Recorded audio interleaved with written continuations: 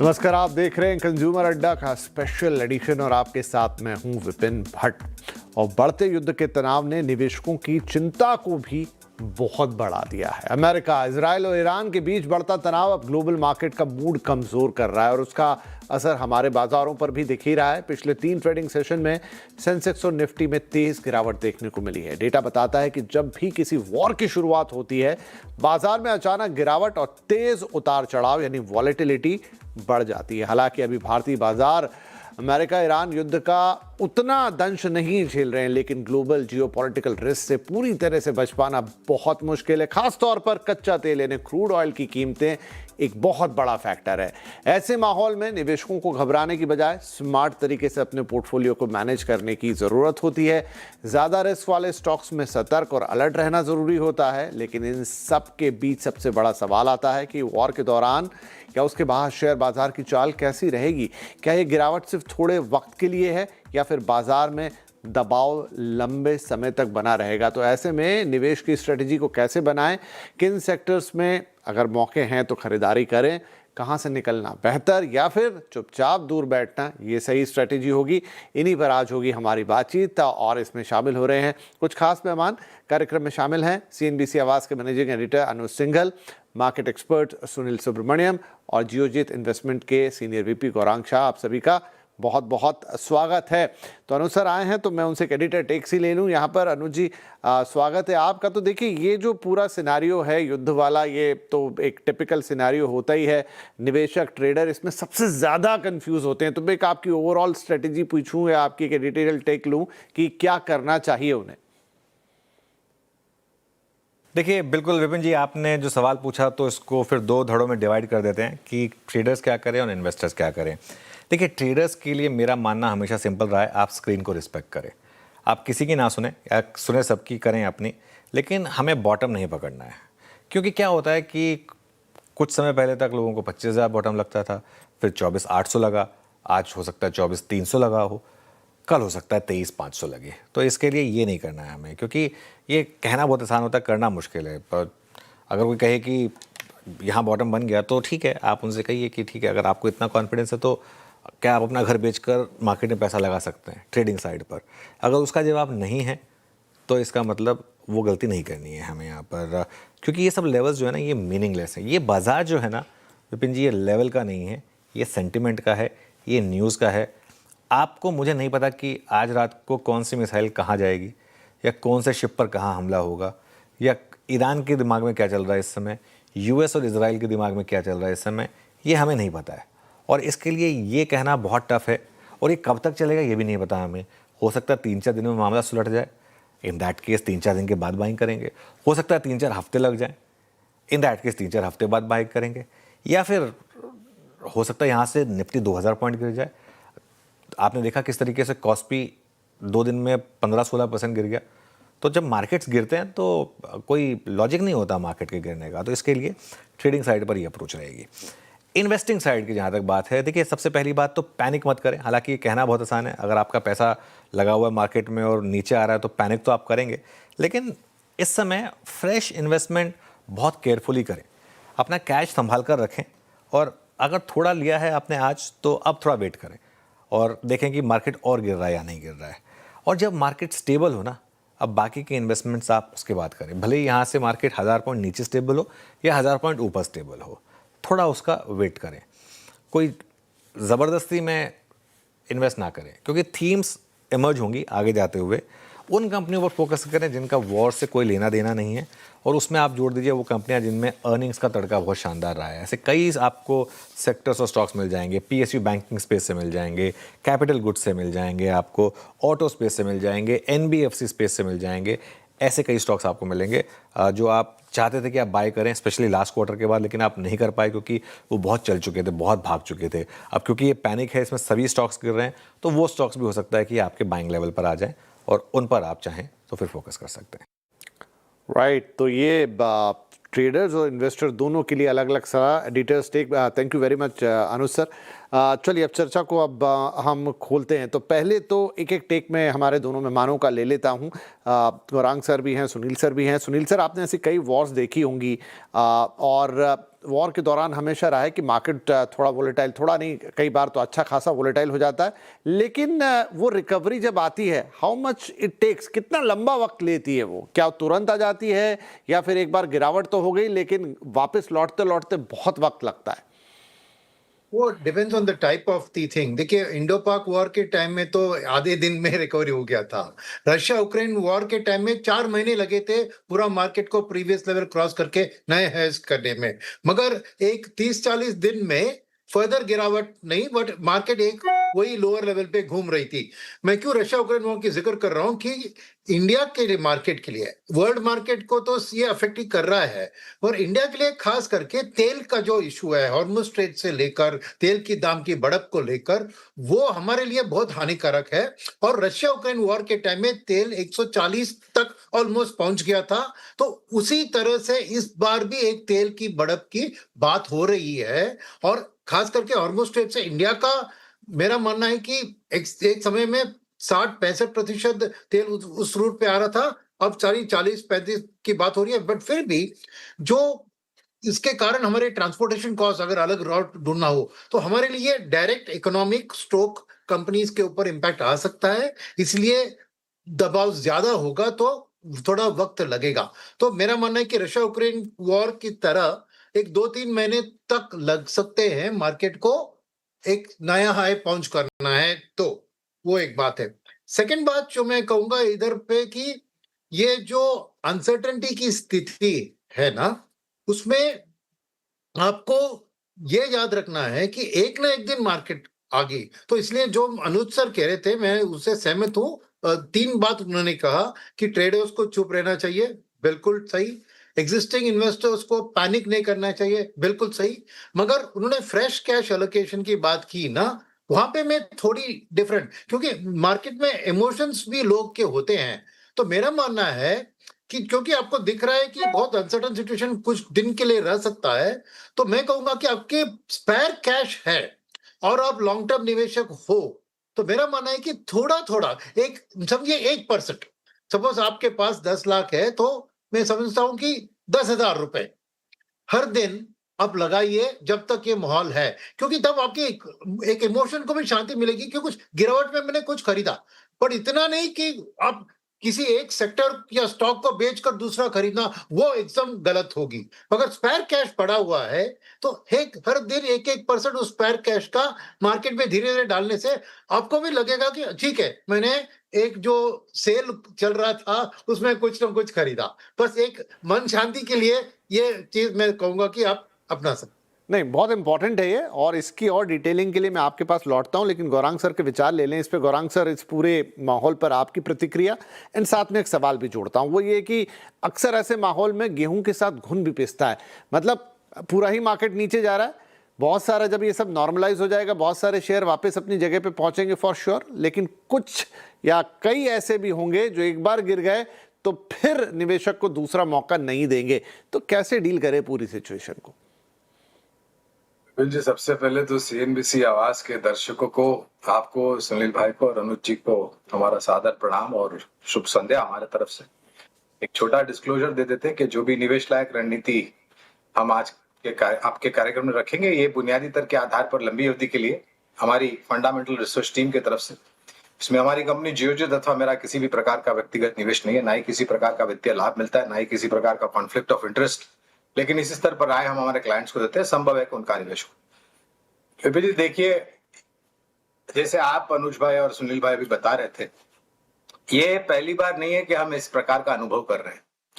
इसके पहले इतिहास के पन्ने अगर आप पलट के देख ले तो कई बार इस प्रकार की परिस्थितियों का सामना हमारे बाजार ने और विश्व भर के बाजार ने और पूरा विश्व ने किया है। लेकिन जब कभी भी इस प्रकार की परिस्थितियां खड़ी हुई है और जब निर्णायक तरीके से उसका अंत होता है, तो जो बाजार में रिकवरी आती है वो बहुत तीव्र गति से आती है और आपको चौंका देती है कि आप ये सोच में उलझ जाते हैं कि मैंने उस गिरावट का फायदा क्यों नहीं लिया और मैंने निवेश अच्छी और सक्षम कंपनियों में क्यों नहीं किया। ये इतिहास गवाह है। आप इस प्रकार की जियोपॉलिटिकल सिचुएशन छोड़ दीजिए, 2020 में कोविड का उदाहरण देता हूं, इससे लगता कुछ भी नहीं है लेकिन एक उदाहरण दे रहा हूं। रिकवरी किस प्रकार से आई सब देखते रह गए और एक नया सर्वोच्च स्तर सबसे बेहतरीन प्रदर्शन करने वाला भारतीय शेयर बाजार था मेरे ख्याल से, अगर मेरी याददाश्त सही है तो देखिए ये ऐसे बाजार में कई क्षेत्र ऐसे होते हैं जो हताशाई हो जाते हैं, जो निर्भर है कच्चे तेल, एलपीजी, सीएनजी वगैरह जो भी हम आयात करते हैं, और जो स्ट्रेट ऑफ हॉर्मुज जो कि एक मुख्य यातायात मार्ग है, जहां पर हमारी निर्भरता कुछ ज्यादा ही है, 50 से 70-75% निर्भरता है उस समुद्री मार्ग यातायात का, जहां से हमारे देश में हम आयात करते हैं कच्चे तेल का, नेचुरल गैस का। कुछ क्षेत्र ऐसे होते हैं जिनको लाभ मिलता है, उदाहरण के तौर पे सर्विसेज सेक्टर, वित्तीय क्षेत्र हो गया, अभी अनुज भाई जिक्र कर रहे थे, आईटी सर्विसेज हो गई, हमें लग रहा है रक्षा क्षेत्र है, ऊर्जा उत्पादन क्षेत्र है, जो इससे मेरे ख्याल से मीलों दूर है, किसी भी प्रकार की नकारात्मक परिस्थिति नहीं खड़ी होगी। ऑटो क्षेत्र कुछ हद तक, जिस प्रकार से 8 या 9 देशों के साथ भारत सरकार ने फॉरेन ट्रेड एग्रीमेंट पर हस्ताक्षर और मोहर लगाए हैं, तो आने वाले समय में, और एक दिक्कत ये है विपुल भाई के इस प्रकार की परिस्थिति में आप किसी भी प्रकार का अनुमान या अंदाजा नहीं लगा सकते हैं कि क्यों ये परिस्थिति हर घंटे एक नई खबर आती है और एक नया रुझान बाजार में आता है और नई प्रतिक्रिया बाजार में देखने मिलती है, खास करके ऐसी परिस्थिति में जब अमेरिका, इजराइल एक तरफ हो और ईरान सामने की तरफ हो और पूरे खाड़ी देश में एक उधम सा मचा गया हो, पूरा तांडव सा मच गया हो। तो शायद, और मैं नहीं कहता, राष्ट्रपति ट्रंप ने कहा पहले 3 से 4 हफ्ते का समय दिया था, अब 4 से 5 हफ्ते की बात कर रहे हैं। मेरे ख्याल से वो आदत जो उनकी है गोल पोस्ट शिफ्ट करने की, वो करते रहेंगे। लेकिन मैं ये कहना चाहूंगा, हाँ कारोबारी है तो मैं कोई टिप्पणी नहीं करूंगा क्योंकि मैं सक्षम हुई नहीं, लेकिन मैंने एक बात मैं आपको डिस्क्लोजर दे देता हूं, मेरे एसआईपीज मैंने बंद नहीं किए, और ये तो अच्छा है कि महीने की शुरुआत में बाजार नीचे आया, तनख्वाह बचत खाते में, तो शायद एसआईपी तो जाएंगे ही, लेकिन लमसम इन्वेस्टमेंट भी मैं कर पाऊंगा। तो मैं तो इस रूप से देखता हूं, और मैं ये बोलता हूं कि शायद 1 महीने चले, 2 महीने चले, 3 महीने चले, लेकिन जब भी इसका अंत होगा और निर्णायक तरीके से निवारण उभर करके आएगा, तब बाजार की सूरत, कुंडली, प्रतिक्रिया और रुझान बिल्कुल विपरीत होगा। ठीक है, तो आप दोनों की बात से ये लग रहा है कि आप कह रहे हैं कि हाँ ये मुश्किल समय है बाजार के लिए, लेकिन इसी मुश्किल समय में आपको वो थोड़ी छोटी मोटी हैंड पिकिंग करनी चाहिए, लेकिन अब वो कैसे करें, किस हिसाब से करें? कुछ मोटी मोटी बातें तो आई, लेकिन जैसे सुनील सर आप कह रहे थे कि आपके पास अगर बहुत सारा पैसा है, रखा है, कोई दिक्कत नहीं है, तो आप उसमें से थोड़ा सा इस्तेमाल कर सकते हैं, 1 या 2% के आसपास। लेकिन वो 1 या 2% के लिए भी आपको क्या देखना है, क्या समझना है और कहाँ लगाना है? तो पहली चीज है कि मैं कहूंगा कि आपकी रिस्क एपिटाइट को समझिए आप। तो अगर आप एक अग्रेसिव मेंटालिटी के हो, राइट, तो मैं कहूंगा कि देखिए तेल का मामला है, तो तेल का दाम के बढ़त से ही डायरेक्ट इंपैक्ट तेल के वाले सेक्टर में लगेगा। मगर आप स्थिति देखें तो ऑलरेडी मिस्टर ट्रंप ने एक तरह से इंश्योरेंस की प्रॉमिस किया है हॉर्मुज स्ट्रेट से। सेकंड, इस तरफ सऊदी अरेबिया है, वो भी अपनी तरफ से वॉर को ज्वाइन कर हॉर्मुज स्ट्रेट को प्रोटेक्ट करने, क्योंकि उनका तो 90% तेल उसके रूट से जाता है। और तीसरी बात यह है कि अमेरिका को भी लंबी अवधि के तेल का दाम बढ़ने से उनका इन्फ्लेशन बढ़ेगा। तो मेरा मानना है कि तेल झट से एक वी शेप्ड मूव दिखाएगा, यानी झट से बढ़ेगा। अभी 83 तक गया है, शायद 90 तक, 100 तक भी जा सकता है, मगर उसके बाद वो गिरावट भी एक वी शेप में होगी। कब होगी ये पता नहीं है, वो मैं मानता हूं गौरव जी की बात भी। तो उस हिसाब से देखें तो वहां पे जो पिटाई होनी है, जो सेक्टर्स जो तेल के इंपोर्ट के ऊपर डिपेंड करते हैं, एयरलाइंस, पेंट, टायर्स, नो, जिसका बहुत सारे, उसमें इमीडिएटली मार्केट का एक नर्वस रिएक्शन दिखेगा और भयंकर गिरावट आएगी। तो अगर आप एग्रेसिव मेंटालिटी को हो, क्योंकि और एक बात है इसमें, ये वॉर के पहले ही जो गणित किया गया था इंटरनेशनल एनर्जी एजेंसी की, कि इस साल के अंत तक 4 बिलियन बैरल के करीब एक्सेस सप्लाई ऑफ तेल प्रोजेक्ट कर रहे थे। यानी सप्लाई एक्सेस होगा तो तेल के दाम में दबाव आएगी, प्रेशर आएगी। तो उस हिसाब से देखूंगा मैं, तो एक ना एक दिन ये तेल ऐसी कमोडिटी है जो जितनी तेजी से गिरती है उतनी तेजी से बढ़ती है और वापस गिर भी जाती है। तो अगर अग्रेसिव मेंटालिटी हो तो डायरेक्ट आप इन तरह में दो छोटी छोटी रकमें, मैं कह रहा हूं ना, कोई लमसम नहीं डाले, स्टैगर्ड तौर पे जो कह रहा हूं 1% एक महीना मैंने रखा कि तो आपको 100 दिन तक आपका पैसा चलेगा ना उसमें। तो जब तक ये गिरावट चल रही होती है आप उसमें एग्रेसिव मेंटालिटी हो तो डायरेक्ट इंपैक्ट वाले सेक्टर, तेल का, खाली किसी और की बात नहीं कर रहा हूं मैं, क्योंकि मेरा तेल के रिलेटेड में बात कर रहा हूं, वो है। मगर अगर आप उतने अग्रेसिव नहीं है, मॉडरेट रिस्क कैपिटाइट के हैं, तो आप ऐसे कीजिए कि आपने एक पोर्टफोलियो एलोकेशन आपका किया होगा बिफोर द वॉर स्टार्टेड, आपके नॉर्मल लॉन्ग टर्म गोल्स के लिए, वेल्थ क्रिएशन की जो आपने प्लानिंग किया हो गया, फाइनेंशियल प्लानिंग, उस हिसाब से आपका allocation large cap, mid cap, small cap, sector wise या गोल्ड सिल्वर जो भी होगा होगा, उसी रेशियो में आज आप खरीदारी की। आपकी जो मकसद है और गोल है, उसके लिए जिसने आपने चुना था एक एसेट एलोकेशन, इस वक्त में उसको बदलिए मत। ये मत सोचिए कि ये सेक्टर अब और थोड़ा आगे जाएगा, उसमें ज्यादा डालूं काम, वो बहुत गलत होगा। या आपकी एग्जिस्टिंग एसेट एलोकेशन की जो भी मिक्स है, उसी मिक्स में आप खरीदारी आज कीजिए, वही जो 1% की बात मैंने किया, धीरे धीरे स्प्रेड हो। राइट, ठीक है। तो ये सुनील सर ने किया कि कैसे वो 1% को आपको सेलेक्ट करना है, चुनना है, देखना है, समझना है, जानना है। एक छोटा ब्रेक ले रहा हूं यहाँ पर। ब्रेक के बाद गौरांग सर कह रहे थे कि एसआईपी से पैसा नहीं निकालना है, रोकना नहीं है, वो भी समझ लेंगे उनसे। और अगर मान लीजिए आपका जो स्टॉक वाला पोर्टफोलियो है वहाँ पर बहुत सारा लाल रंग इकट्ठा हो गया, तो क्या वहाँ पर भी वही स्ट्रेटेजी होगी या कुछ और? छोटा सा ब्रेक के बाद इस अहम सवाल का जवाब। वेलकम बैक, आप देख रहे हैं आवाज अड्डा मार्केट स्पेशल, और हम बात कर रहे हैं कि इस पूरे वॉर सिनेरियो में मार्केट्स पर जो इम्पैक्ट हो रहा है उसमें आपको कैसे अपनी रणनीति बनानी है। सुनील जी, गौरांग जी दोनों हमारे साथ बने हुए हैं। ब्रेक से पहले काफ़ी इंपॉर्टेंट स्ट्रैटेजी और टिप्स उन्होंने बताया। गौरांग सर, आप कह रहे थे एसआईपी बंद नहीं करनी है, दैट फॉर श्योर। इस समय तो एसआईपी बंद करनी ही नहीं है, आपको सस्ते में यूनिट्स मिल रहे हैं जो बाद में मार्केट रिकवर करेगा तो आपके लिए फ़ायदे की बात है। लेकिन बहुत सारे लोग अपने पोर्टफोलियो में जो इंडिविजुअल स्टॉक्स होते हैं वो भी डेफिनेटली अभी लाल रंग में चले गए होंगे और वो गहरा हो रहा होगा लाल रंग, वहां पर बहुत कंफ्यूज हो जाते हैं, घबरा जाते हैं। वहां पर क्या स्ट्रेटजी रखनी है? देखिए, घबराहट बाजार में कभी कभार अच्छी होती है, लेकिन वो घबराहट विपुल जी जरूरत से ज्यादा अगर आपने लंबी अवधि के निवेश किया है सक्षम और मजबूत कंपनियों में, तो आपकी सोच और विचारधारा जो है ना, वो घबराहट में आपको आत्मसमर्पण नहीं करना चाहिए। और मैंने कई बार हमारे ही चैनल सीएनबीसी आवाज और हमारे सहयोगी चैनल सीएनबीसी बाजार और सीएनबीसी टीवी 18 पर यह कहा है कि छोटी मध्यम अवधि में उतार चढ़ाव बाजार का एक नियम होता है। ये दो पहलू है बाजार के। आप अगर ये धारणा लगा के चलते कि नहीं मुझे एक तरफा ही बाजार मिले, तो ये संभव ही नहीं है, मुझे घबराहट हो जाएगी उससे। तो पहली बात तो अब एक उदाहरण दे देता हूं मैं आपको। ये परिस्थिति को जुड़ा हुआ एक स्टॉक है Larsen and Toubro, LNT। Vipin ji, ये मेरे ख्याल से करीबन 8 दशक यानी कि 75-80 वर्षों से हमारे देश में स्थापित कंपनी है। इस कंपनी ने इतिहास रचा है। लंबी अवधि के निवेशकों को मेरे ख्याल से इस कंपनी ने कभी भी निवेश किया है तो निराश नहीं किया है। मेरी राय में तो ये सबसे ज्यादा इन्वेस्टर फ्रेंडली कंपनी भी है। लेकिन पिछले 2 दिनों से लगातार मेरे ख्याल से करीबन 10% या उससे ज्यादा का करेक्शन इस कंपनी में आया। क्यों? क्योंकि 30-35% ऑर्डर बुक खाड़ी देशों में, वेस्ट एशिया में, जहां पर ये परिस्थिति अभी उभर रही है और नकारात्मक रूप ले रही है।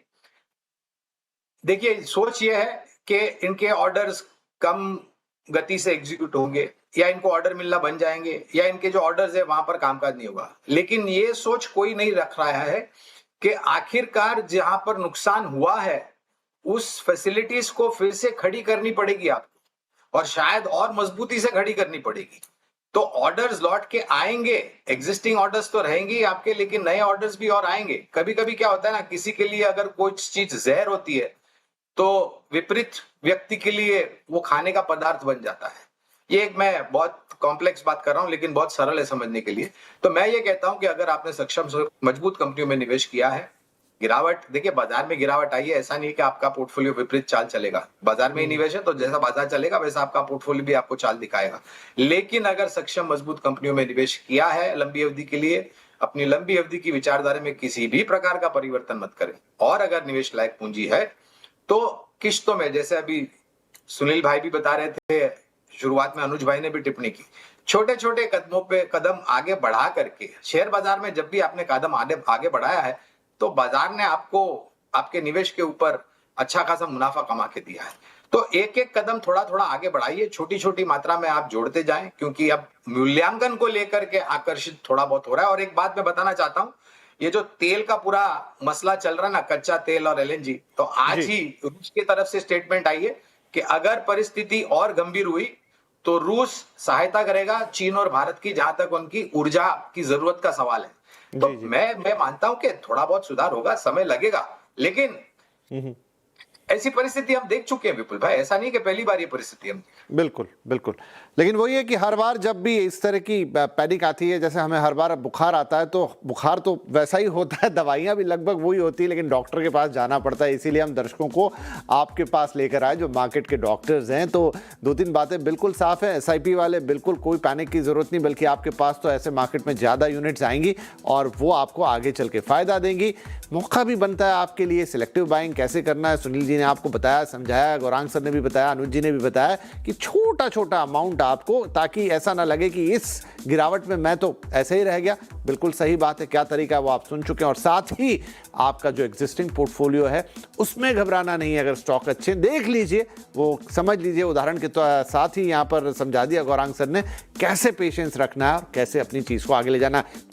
ये शो थोड़ा छोटा रहता है, लेकिन बातें इसमें जो आ गई वो काफ़ी बड़ी हैं, बहुत मार्के की हैं। एक बार दोबारा हमारे सोशल मीडिया प्लेटफॉर्म पे सुन लीजिएगा, और जब तक ये परिस्थिति है आपके बहुत काम आएगा। बहुत बहुत धन्यवाद सुनील सर, गौरांग सर, समय निकाल कर हमारे दर्शकों का मार्गदर्शन करने के लिए। नमस्कार।